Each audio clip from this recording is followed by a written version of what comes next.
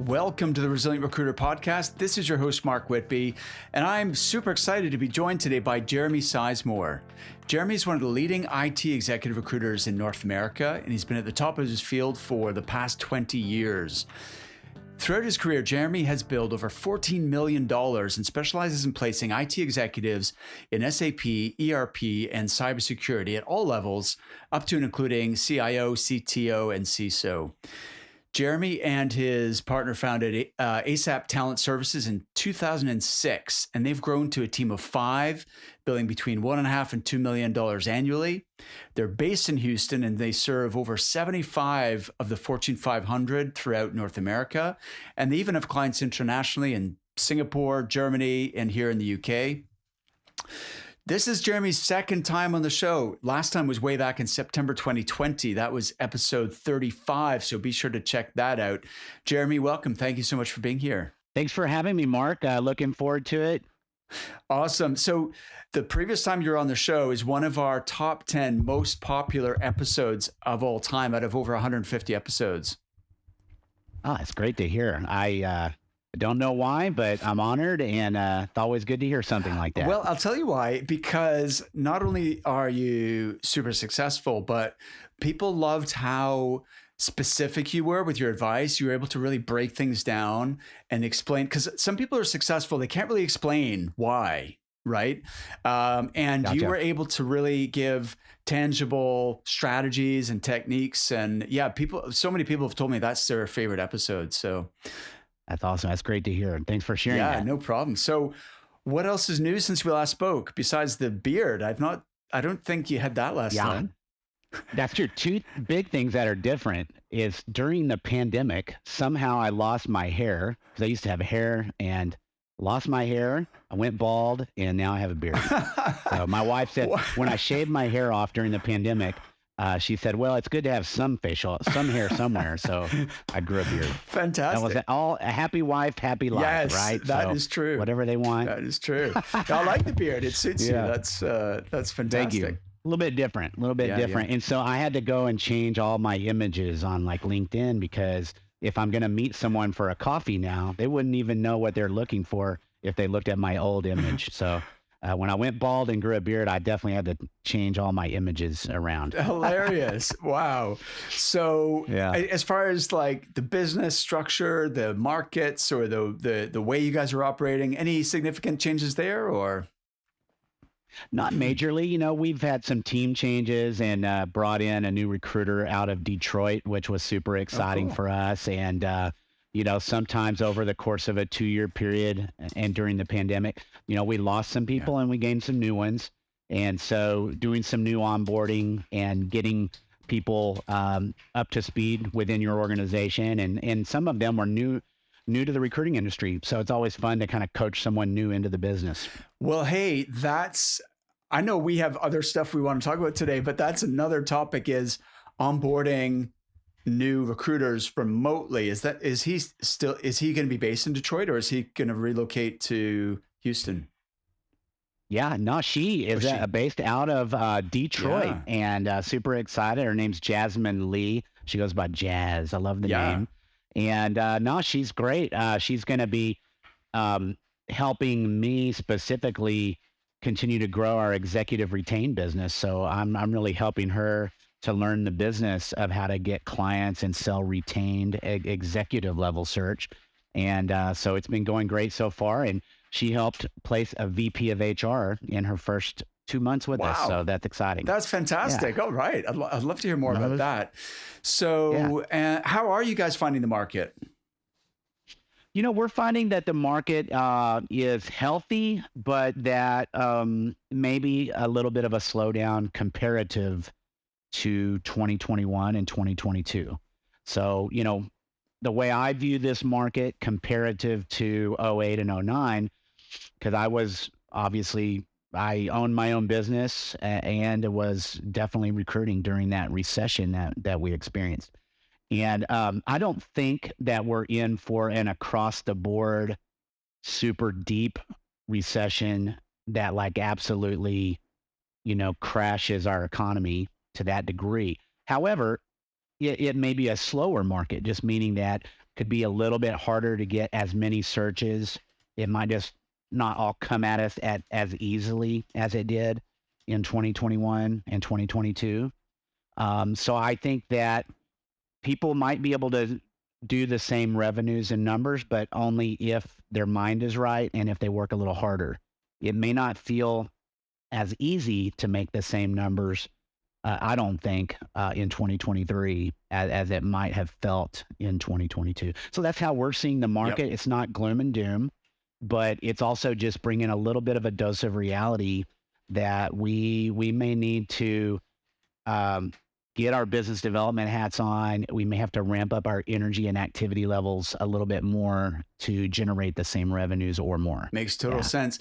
And a slowdown relative to 2021 is still pretty good, right? It's like I think a lot of recruiters killed it in 2021 and 2022 as well. I mean, some were like, and I think, again, that comes back to mental health.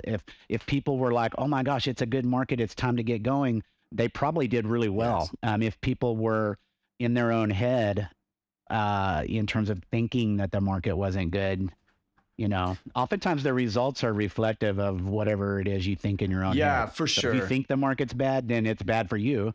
And then if you think, oh my gosh, the market's moving again, I'm ready to go, then, whatever you think is probably the reality that you'll experience. It's so interesting. I'm a big believer in the sort of self-fulfilling prophecy where if you expect great things, great results, then you're going to go after it. You're going to, be super creative, tenacious, resilient, and just get after it. And then that's going to translate into good results, which reinforces your original expectation. And the reverse is also true, right? So if you think, oh, things are slowing down, people aren't going to be hiring, then even if you're going through the motions of the same activity levels as you were before, qualitatively, are you as creative? Are you as, are you having fun with it? Are you building rapport as much on the phone? Are you, making that extra call?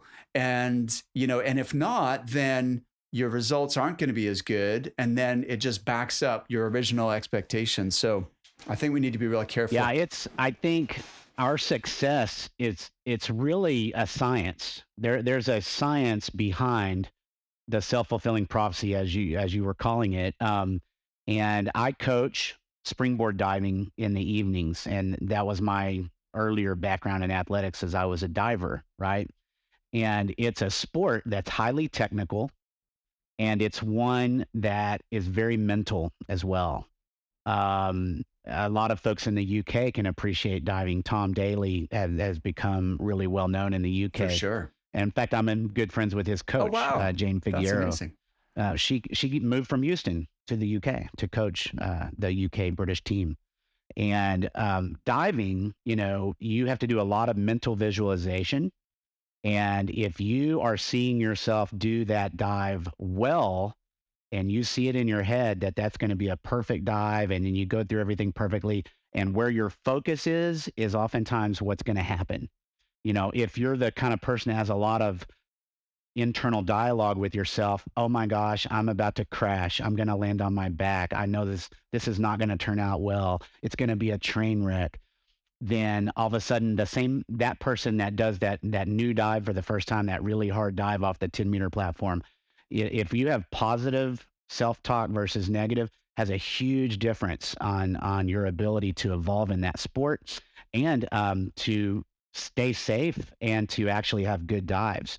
And so I loved in my coaching, I love to bring the things that I bring from that sport and from coaching athletics. I like to bring that into our world of recruitment, right?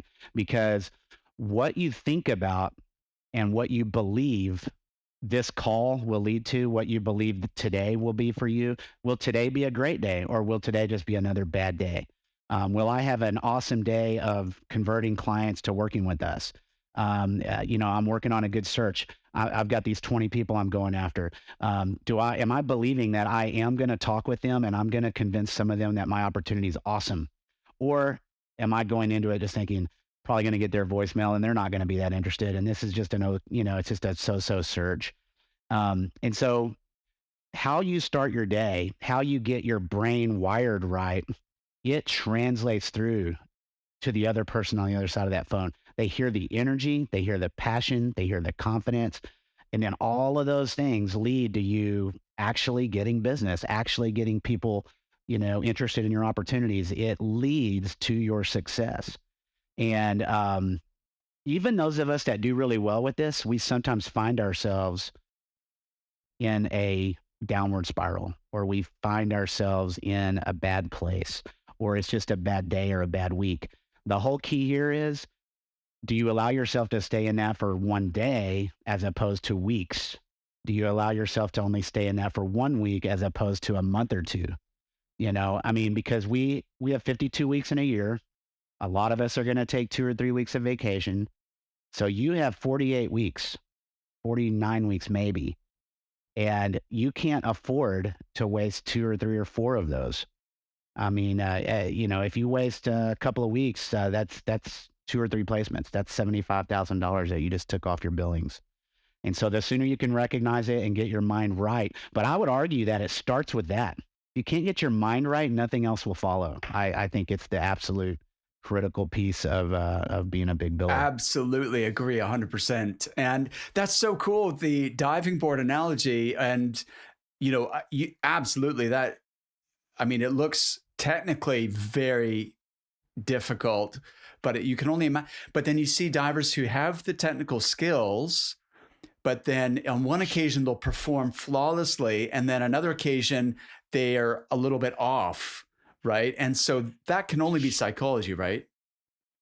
It's a extremely mental sport. And, people oftentimes also they say, okay, let's take diving, for example. You watch it in the Olympics and you see someone doing this reverse 3.5 off 10-meter platform. You go, oh my gosh, how could someone get to that point? Well, I think maybe in recruiting, someone might know some big biller billing $1 million and they go, I could never do that. How did they get to that point? And so there's similarities in how does someone get from where they are today to where they want to be, or where they're aspiring to be, or where they respect where someone else is. How did they get there? And it's incremental. Diving is very incremental. The person, they first learn to do a front dive, and then they learn to do a front flip, and then they master the flip before they get the 1.5, and then they master the 1.5 before the double, and then at different levels, they slowly work their way up. They don't just start on 10-meter platforms, right?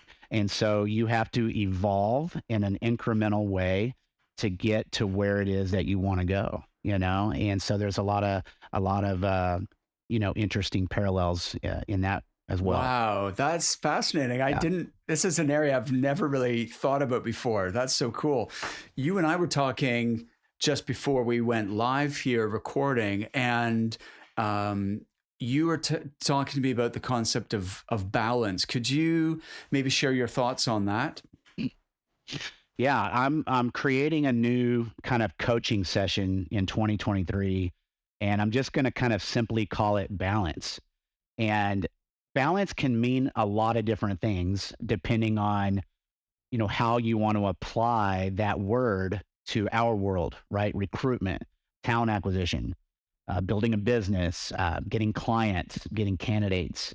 And the industry that we're all in, it's high commission sales for most of us. I think it's high commission sales, but it's very transactional. We got to close deals to make a living.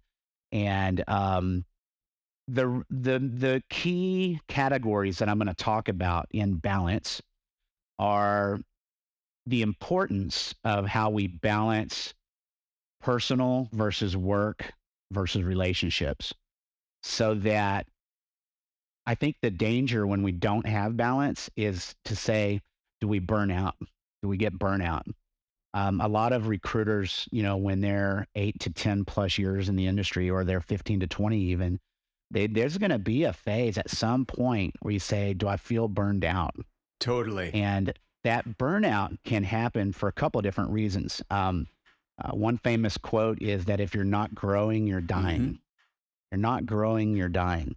And so growing, what does that mean? I think growth can mean a lot of different things to different people. Growth can mean that your revenue keeps going up, up, up, up, up, up, up. And that's great. But even if people's revenue keeps going up, there's only so many hours in a day that people have. And okay, you eventually bill $1 million. You eventually bill whatever, 2 million. You don't know anyone else that bills more than you. Let's say that you reach that pinnacle. Even those people can get burnout because it feels like they're doing the same thing over and over again, or it feels transactional. So they oftentimes have to have career growth also. Can they evolve from being solo to growing a team? Can they evolve from just being a recruiter to building a business? Can they evolve where at a point where it's not about money or growing business anymore, but can they give back to the community? Maybe people want to get into public speaking. I wanted to over time grow into placing different levels of people. So growing in terms of placing higher level roles and doing things you haven't done before feels like growth, right? So when I was able to finally get into true CIO level search and do retained search and do a public board of director search, I felt growth. And that stuff wasn't happening until my 15th year in the business.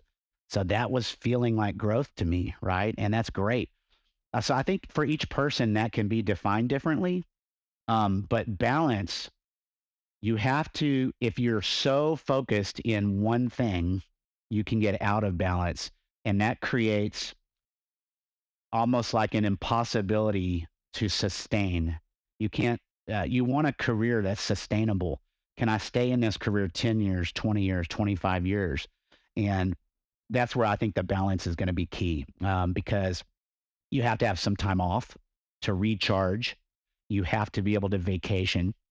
You have to be able to have relationships outside of business. So let's say you have a spouse or a husband or a wife. And I think that's key. So that's one area of balance. Another key area I think of the balance is self-talk. We were just talking about this, but I had wrote that down as one of the key categories. Is I think for a lot of people, we need to step back and analyze ourselves and say, how much of my internal dialogue is positive versus negative? And if you find, and a lot of times until you just step back and think about that, you don't actually realize what you're doing. And we need to start to understand, wow, I actually need to get a better frame of mind in the early morning before I get my day started. And I've got to get my head right, and then everything else will follow, right? It's going to be a great day. I feel really optimistic about today because I have a good plan. I feel like I either have a great candidate to take to market, I have some great searches to work on, and I've got some strategies around how I'm going to move the needle today and this week. I'm going to do some things regarding content creation. I'm going to do some things regarding my digital presence. I'm going to, do some activities around elevating my brand in the market. I'm going to share, whatever it is, but every day I'm going to do these activities, right, that move the needle. And then certainly the amount of recruiting, the amount of business development that we do and all those things. So one of my favorite quotes, Mark, is, I believe it's Henry Ford that said this quote, but he said, whether you think you can or whether you think you can't, either way, you're right. And that is basically what you and I were talking about earlier. And it can seem kind of hokey to people to, yeah, that sounds great. Man, I'm telling you, the minute I said to myself, I want to get into selling retained and executive retained and getting more exclusive, the first step in bringing something to fruition is you have to make your mind up that you're going to do it, that's what I want to do. And I started out in contingency recruiting with MRI. They didn't necessarily teach us retained business. They didn't necessarily teach us how to sell contract staffing either. And those are both things that between year 3 and year 5, I was now starting to implement those things into my business. But I can tell you where it starts with you thinking you're going to do it and saying to yourself, that's something I'm going to do. I want to do, I'm going to do. And that's the step one. And then step two, now you put a plan and a strategy in place to pull that off. And then you do those action steps. You have to execute that strategy so that you can actually make it happen. Hey, Jeremy, can I just reflect on a couple of things you said? First of all, that was Henry Ford, as far as I know, that that quote is attributed to. And it is so true that your belief has to be there in order for you to achieve something. I used to do a board breaking exercise at workshops where I teach people how to break through boards with their hands, like sort of Taekwondo style.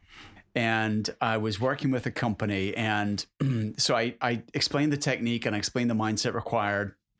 And I mean, the number one thing is you have to 100% commit. If you're tentative or you hold back, you're not going to be able to do it, right?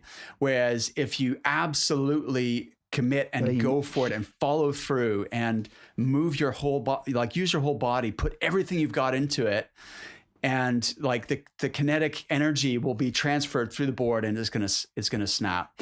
But so I said, who wants to go first? And the sales director was like, oh, I'll go first, because he was like, he's the alpha male in the room. So he came up and he couldn't break it. And of course I'm shitting myself as the facilitator, because I'm like, oh no, this isn't going to work. Nobody's going to, be able to do this. So, but anyway, so he tried a few times and I was like, okay, listen, Ian, you go have a seat. Let's give someone else a try.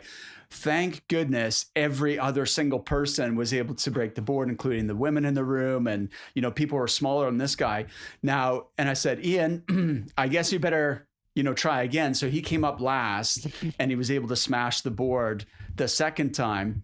Now, he obviously didn't get stronger between like the first attempt and the second attempt.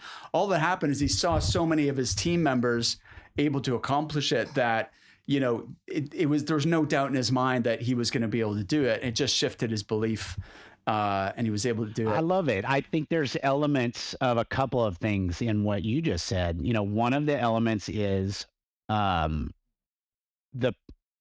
you rise to the level of those around you. They say you rise and sink to the level of those around you. If you surround yourself with people that are outstanding, then you likewise will rise up and be outstanding. If you surround yourself from people that have bad habits, then likely you take those on as well. So the power of the peer group and the power of others on our mind, you think about Roger Bannister, the first guy that ran the 4-minute mile, right? The minute that was thought to be humanly impossible. And then once the 4-minute mile was broken, multiple people did it in the same year. Okay. And so that's the power of thought. I mean, there's tons of examples of this out there in the marketplace. Back to balance. One more analogy or metaphor that I like to bring in is that of the race car driver, right? People, the world-class NASCAR or, the professional race car driver, they say that where your focus is where you'll go. And so professional race car drivers, they teach them to look at the inside part of the track and they teach them to look at where they're going. And they say that if you take someone as a driver and put them in that race car, and if they look at the wall that they don't want to hit, what do you think happens? Drive into the wall. They drive into the wall, right? They crash. And it could be that they're thinking, oh crap, I'm going to crash. So they're thinking negative thoughts. Right. So they crash. Right. It could be that it's just where they're looking is where they go. You can kind of look at that in some different ways, but this is a known fact. Yeah. Like race car drivers, they teach them to look at the inside part of the track and to look at where you're going. And where I want to bring that back to balance is that if we look at our desk and what our daily and weekly and monthly activities look like, is if 100% of our activities are around mostly candidate recruitment, then we are extremely out of balance with how a proper desk should be run. And you run into a lot of problems. And so how can I defend what I'm saying is by looking at some variables that will occur if you run a desk that way over a period of time. Okay, first of all, every well will eventually dry up. And so you'll go through some cycles where you get into some serious trouble. And some people on the podcast may be new into recruiting and some may be very tenured. But think back on your own career. You'll get into times where a new person comes into that organization that you've been making lots of deals with. And that new person comes in and it totally changes your relationship. And all of a sudden, they're not going to use search firms. They're not going to use recruiters, that whole thing. And so when we get into situations where 90% of our business is with 2 or 3 clients or 4 companies, it's a very dangerous place to be. You're not setting your own desk up or your own business up for success if that is the model that you're in. Now, you can maybe have a great quarter, a great month. You might even have a great year. I'm just saying, long term, it's going to eventually catch you. It's going to catch you. And you have to have balance with the activities that are around business development, not just recruiting. And I think it's the most common area that I see people in our industry get out of balance in our work life, where they have a lot of searches and they say, well, mentally it's a mistake, but they just say, well, I got a lot to work on. I got a lot of searches. Okay, so I'm going to do a lot of candidate recruitment. And we did talk on the first session about top grading clients. So I mean, we're re-hitting a little bit of some similar ground. But in the context of balance, I don't know that it always has to be 50-50. But I do think that when you see extremely talented big biller types, I would venture to say that most of them don't get below 30% biz dev at any point in time. They understand that we have 2 types of inventory. We've got the clients and searches. We've got the opportunities, and then we've got the candidates. Yep. I mean, that's basically the 2 types of inventory that we deal in. They're both very important. It's important to have great candidate relationships and talented people in your network that you have relationships with. But it's also critical to have lots of great client relationships, companies, and opportunities. And too many times, people will it's the path of least resistance. I think it's a little easier for people to feel like I'll just talk to candidates all day. Of course it is. Absolutely. It's funny that you use the word balance, because the analogy I use often is that, you've got 2 wheels on your bicycle. You've got the client wheel and the candidate wheel, and you need them both turning at the same time if you're going to be balanced and be able to get traction on the road and move at the pace you want to. Like if you're only focused on candidates, you're really riding a unicycle, which you can't accelerate up a hill on a unicycle, right? You might be able to stay balanced temporarily, but that's an unstable base to be able to go fast anyway. Yeah, and yet some people on this podcast might have at some point done a life balance wheel. Yeah. I think they break it up into 10 pie pieces.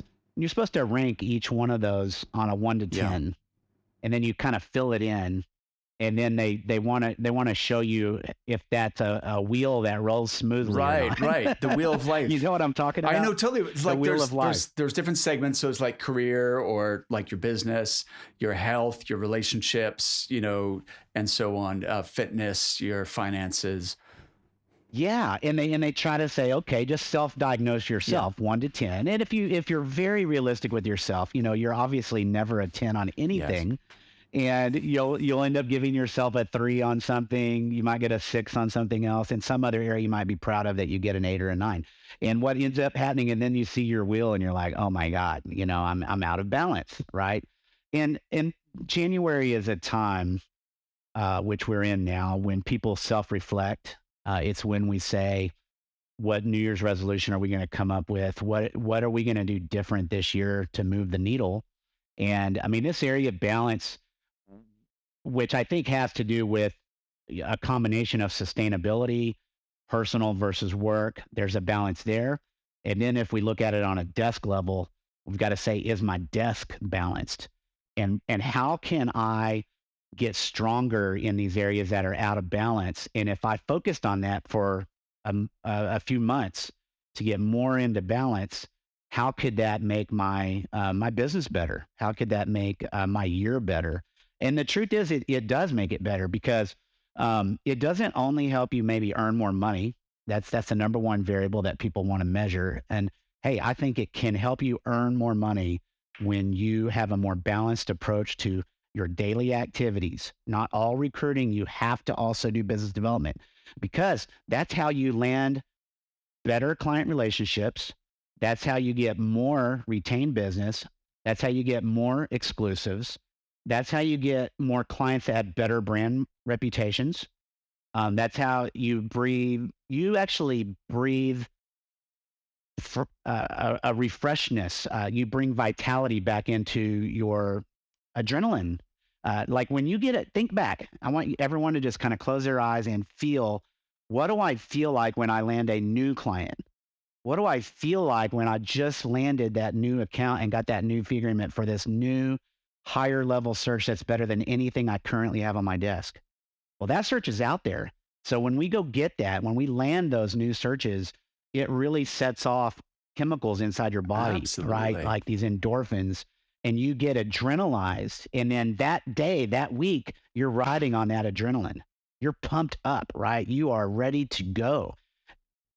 When an older account calls you, it doesn't, you still get you get a little bit of that, but not to the same level that you get on a new account. And part of that's the human nature to go, what could be? This could be my next best awesome new account that could blow it out of the water of anything else I've ever had. There's always something out there that's better than anything you've done in your career. And so when we stop chasing that, it's a bad place to be. We should always be chasing that next best client. And it just really, it leads to higher fees, better client relationships. It's a way to top grade your searches. And it's honestly a way to increase your ability to sustain this career, because, you have to find ways to duplicate those endorphins that we're talking about, the way that feeds into your adrenaline glands. And we enjoy what we do when we're feeling like that. Of course. When we start to feel like that's gone, that's a way to self-diagnose that this isn't sustainable. I'm out of balance. I need to realize that. I need to recognize that. And I need to say, what's a plan to get that feeling back? Well, I hate to say it, but new business development is what gets that back, because landing new clients is awesome. Yeah, it landing reinvigorates. A search that's a higher level. Yeah, if it's a search that's a higher level than you've ever done before, I'm telling you, that feels awesome, right? When you're going after those big whales, and you finally get one, that's the feeling that we're all after. And then obviously you'll end up making those deals and closing those placements. That feels great. Yeah, of course. If you're not excited about the searches you're working on, that's going to have a negative impact on your ability to recruit on those roles, right? That's right. It comes through to the person on the other end, but just your ability to get ramped up and to say that I'm going to really, go after the market and I'm going to hit it hard today. It's very tough if you don't feel excited about what you're going after. So that's what I would, really say for folks is that it's January, the time of reflection. Think about, are you in balance? Think about the sustainability of executive search and recruitment for you as an industry. Am I growing? Am I passionate? How do I recapture that passion? How do I grow this year? And how do I get myself in balance, which will lead to more revenue. It'll lead to us feeling better about what we're doing and more excited about the career path that we're in, excited about the clients that we're working with. And just to kind of self-diagnose, where am I a little bit out of balance and how do I get back to where I need to be? And for folks that are really tenured as well, you can even harken back to your first year or two and how excited you were and what led to your success. And you go back to the basics and you recapture what it is that led to that success. Yeah. It's awesome. It's really interesting that you're talking so much about growth. That's actually one of my top personal values. And it's also one of our top business values here at Recruitment Coach, because we've done the exercise for both, and they're not identical, but there's obviously some overlap. But growth is something that appears on both of those lists. Jeremy, I'm curious if you don't mind sharing what's going on in your world that is causing you to be focused on creating balance or to be reflecting on this theme in 2023? Yeah, it was listening to some trainings and listening to mentors and people speak in the last 2 to 3 months. I love to learn also. And so just in the course of learning, people will get onto a subject matter that's similar but different to this. And then and I like to hear training, coaching, and mentoring from people outside of our industry, and then I'll apply it to our industry.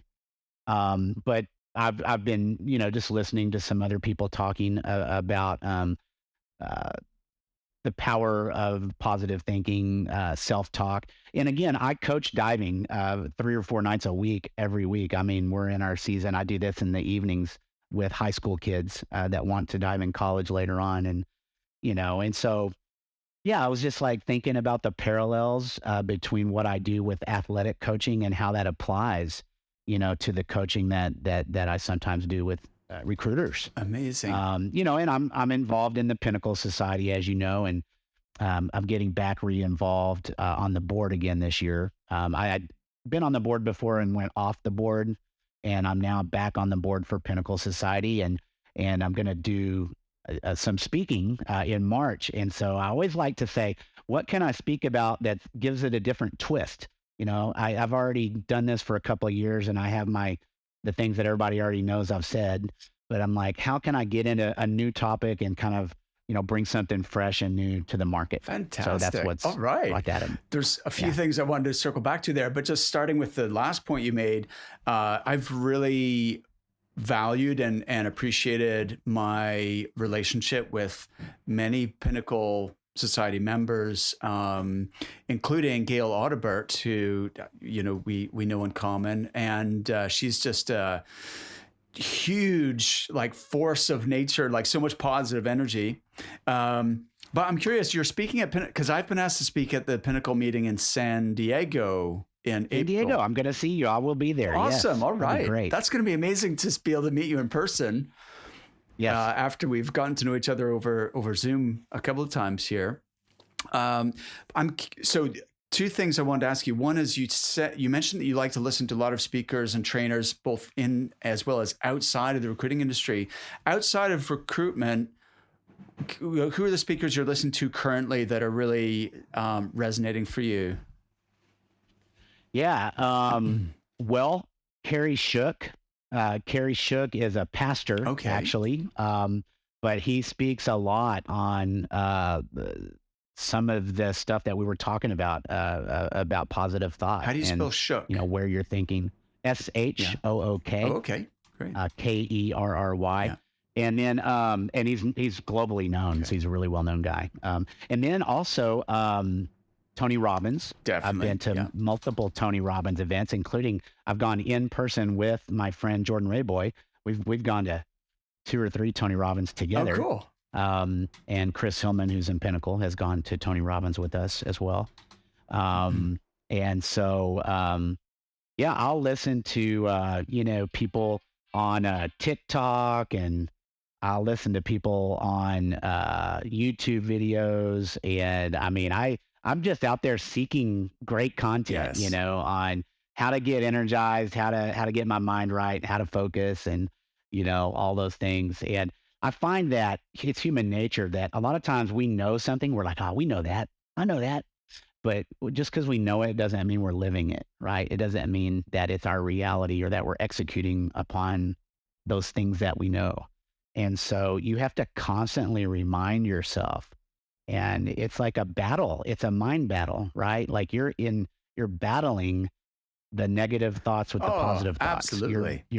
It's all of us it's like going to the gym. You can't work out once and then go, okay, I'm good now. I don't have to go back to the gym. It's, constant reconditioning yourself, right?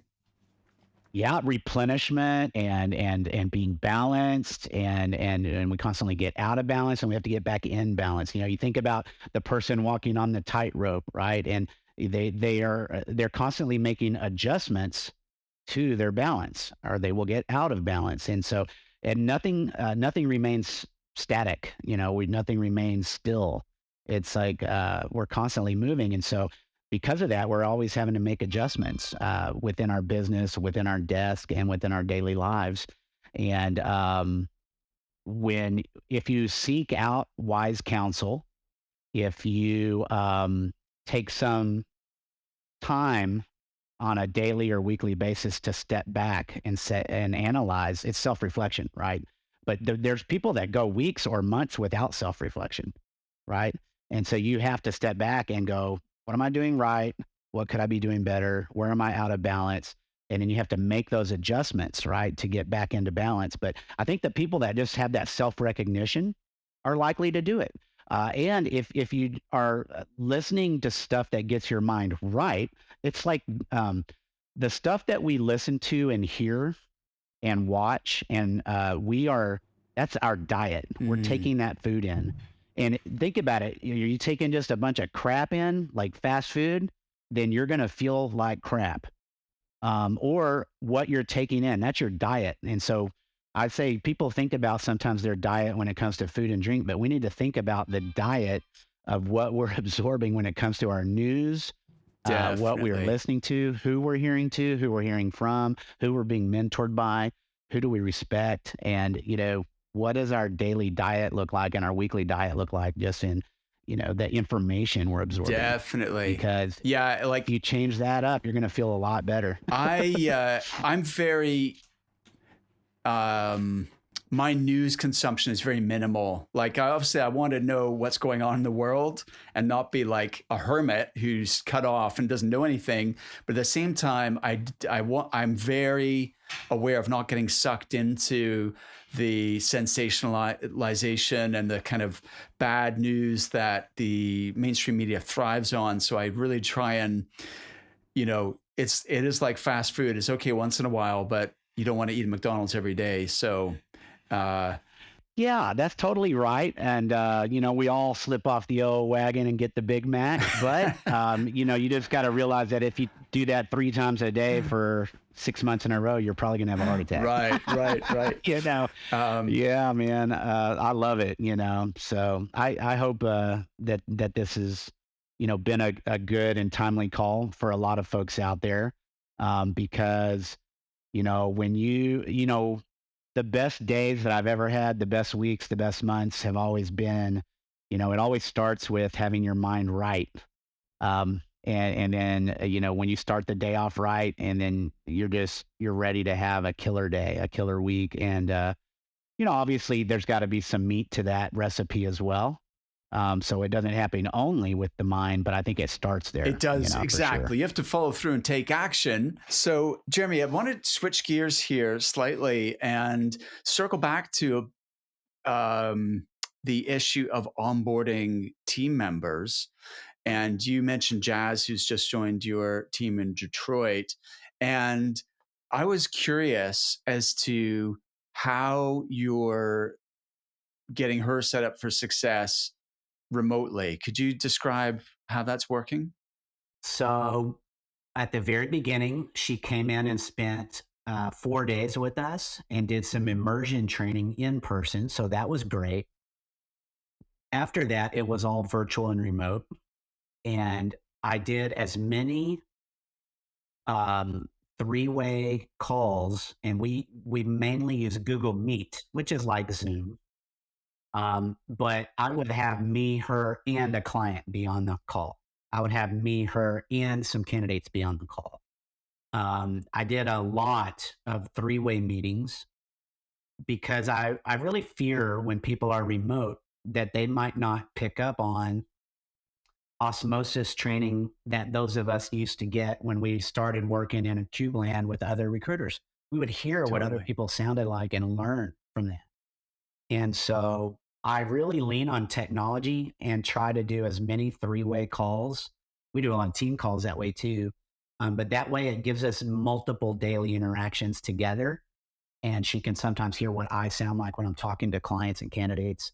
Then I'll also, take off the training wheels a little bit and let them do some of their own calls. But so she would do like a first call with candidates on recruiting. But then if she found candidates that we felt really good about, then we would schedule a second call, and I would be on the second call with them, just to go back over anything that she might have missed. And I think your first 6 months of training is really important if you don't even come from the recruiting industry, and Jazz did not. So I wanted her to really have that chance to learn from others that have been doing it for more years. All right, awesome. So first 4 days was in office with you and the team, and what did you focus on during those initial 4 days?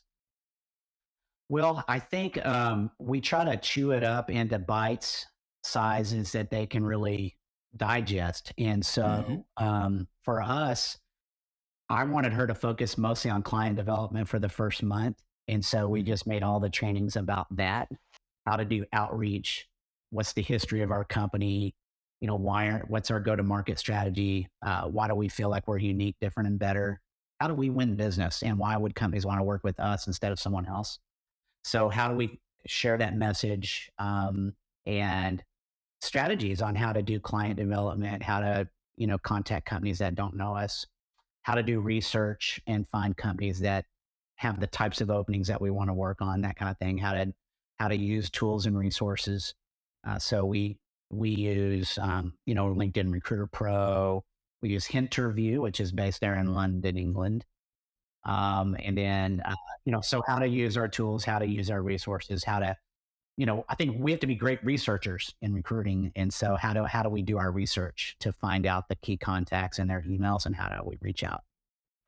All right, awesome. So, and are you getting her focused on, is it a 360 model, or are you getting her focused on client development first? Well, we do contract staffing, we do some contingency work, and we do executive retained. And she really wants to do executive retained. So we're focusing on how to get director, VP, and C-level searches, and how do you price it. And it includes taking some high-level people to market. So we take MPCs to market that are director and VP level. Yeah. And then also, how do we sell executive retain, and how do we package the pricing behind that? And how do we package the shortlist? She's very good. I like to look at people's pros and strengths, and sometimes they have pros that are way better than me. Jazz is very good at packaging the shortlist, and she came in and helped us redesign what it looks like when we put a shortlist in front of a client. And now it looks much more modern, and I think it looks a lot better than the way I had been doing. So I think that's one thing as a leader, is to say, where are people stronger in some areas than I am, or than our company, and really leverage where people are super strong, because there's so many talented people out there, and what they bring to the table could be a little different than what you bring. Absolutely. Yeah. So you did the 4 days initial in person, and then you're doing multiple 3-way meetings. So she gets to hear you, and vice versa, and achieve that sort of osmosis training that you get if you're sitting beside somebody. What are the other touch points, or how else do you ensure that she's connected, she feels part of something, that she's not like isolated and sort of floundering? How do you make sure that, she is developing the skills, but also, really is embedded into the culture? Well, we try our best with weekly meetings, weekly team meetings. We have one-on-ones and team. And then celebrating the small successes, I think, is super key for a new hire, to realize that getting a new fee agreement, just getting a call scheduled with a company that wants to talk to us, those are wins, right? That's like getting someone on base. It's not like a home run, but you're getting people on base. Getting interviews, celebrate the fact that you're getting interviews, celebrate the fact that one of your phone interviews went really good, and now it's moving to the in-person interview. Celebrate those steps, because those are the steps that lead to a placement, right? And then ultimately, hopefully, you're celebrating an actual placement also. And Jazz was able to get her first VP of HR. She did a VP level placement in her second month. So that was great. I always want to get people their first win as soon as possible, whether it's a month, whether it's 2 months, whether it's maybe 3 months. But I mean, as soon as possible. I want to work with urgency to help them get their first win. I think that really sets up success. It reinforces that this is a business for me. It reinforces I can do this. And then they can take that positive energy and then they can double down and even have an even better month or quarter. But man, when you don't get that first deal, I very much worry about people as they get into the third month. Okay, ooh, are the indicators there that we're about to close a deal, hopefully? And we set up roadmaps for new hires where they know what 30, 60, 90 days hopefully will look like so that they get some benchmarks to know that I'm doing the things that are going to lead to my success, or I'm kind of falling short and I might be in trouble here.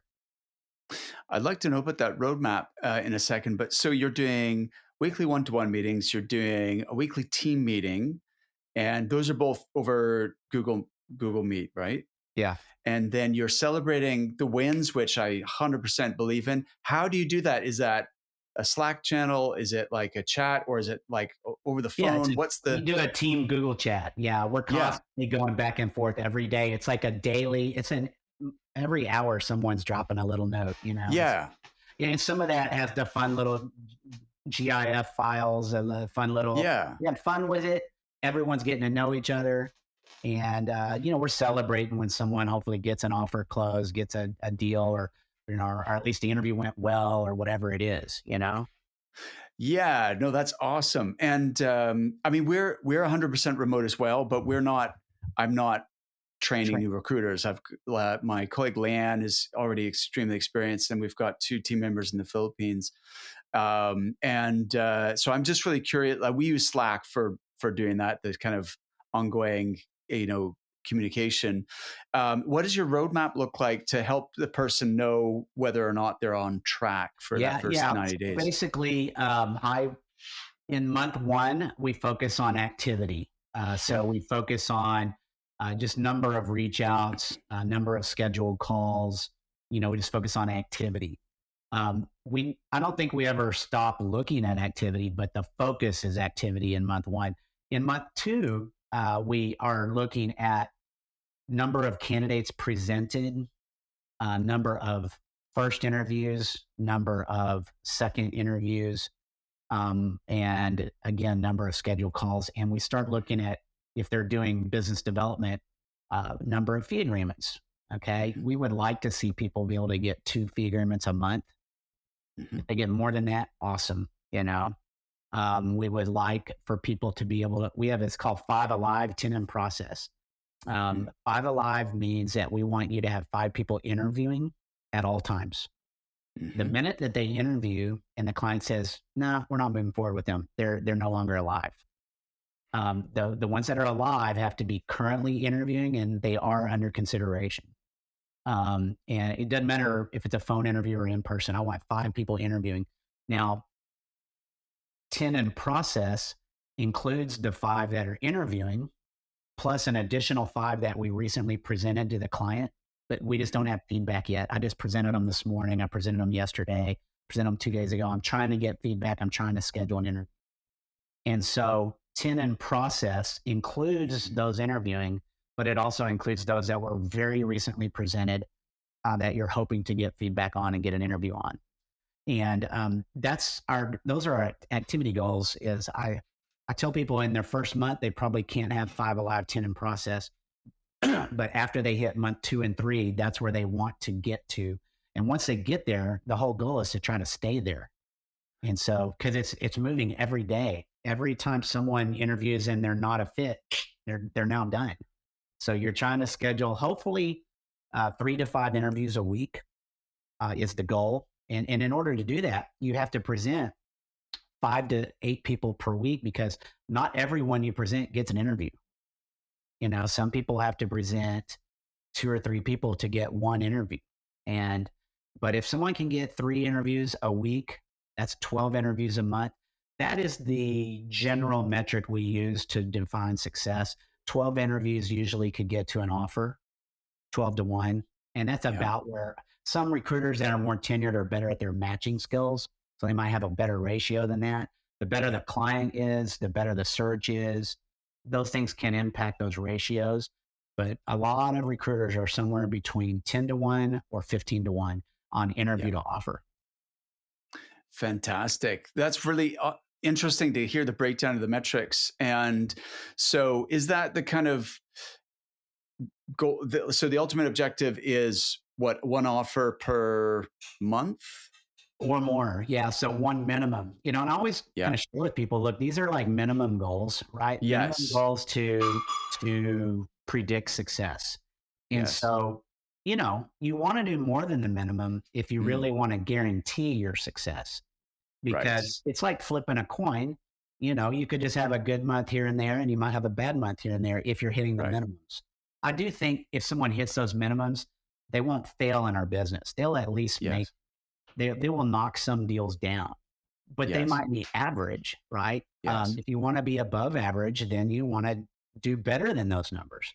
The people that can present 2 to 3 people per day, and have good clients and good searches and be pretty good at their matching skills are gonna sometimes make 2 to 3 to 4 placements in a month. And those are the ones that end up becoming the big billers. When you can occasionally. Every month doesn't have to be a big month. I think what some of my best years looked like, Mark, was I would have 1 month out of every quarter, I would bill 80 to 100. And then a lot of those other months, I would at least do 1 to 2 deals every month. And so a bad month was 30K. That was one deal. But I didn't have very many blanks. That was a great year for me, as I would have no blanks. I was consistent. And then every once in a while, I'd have a big month. And so if you have 3 big months out of 12 and have no blanks, you can be a big biller. That's what a lot of big biller years look like. They aren't out there. Most of them aren't doing 200 a month. They have a few big months, but they don't have a whole lot of blanks, I think, is what I have a lot of friends that are, so-called big billers, and that's what their years oftentimes look like that. Fantastic. That's brilliant insight. Jeremy, another awesome episode. Thank you, sir. Sorry about the technical difficulties, Mark. Thanks so much, Jeremy. And I'll look forward to seeing you in April. All right. Thanks, Mark.